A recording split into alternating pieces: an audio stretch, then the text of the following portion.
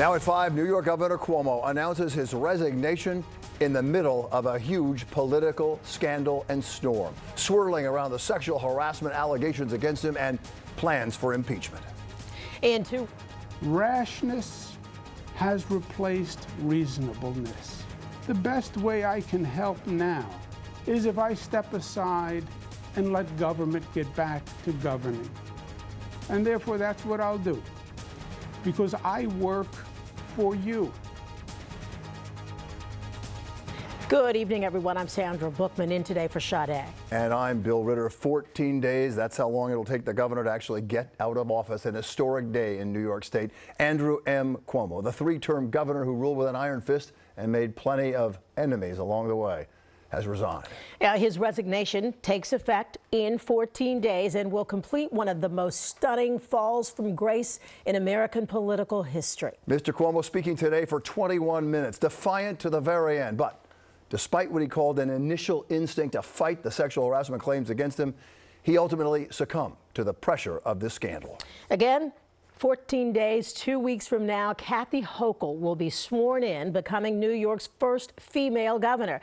And she inherits a state that is still grappling with the pandemic and numerous scandals in Albany. So many levels to this story, so many levels to peel back. We will walk you through every angle of this historic day. We begin, though, with Eyewitness News reporter N.J. Burkett. Newt.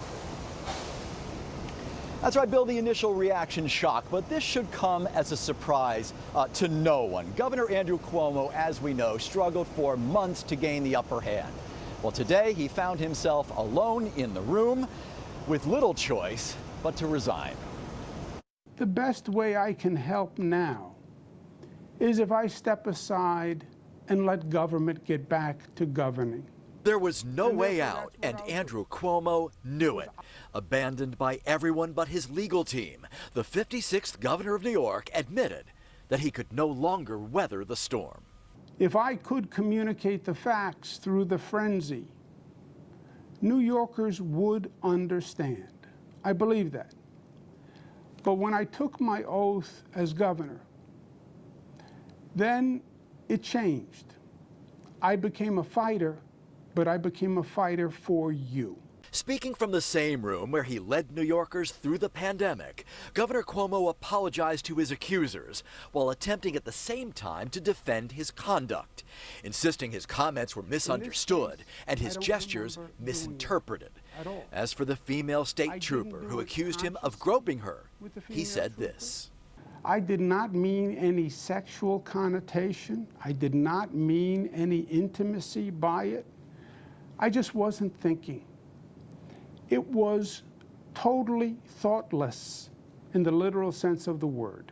But the words would ring hollow for the governor's political supporters and his enemies alike.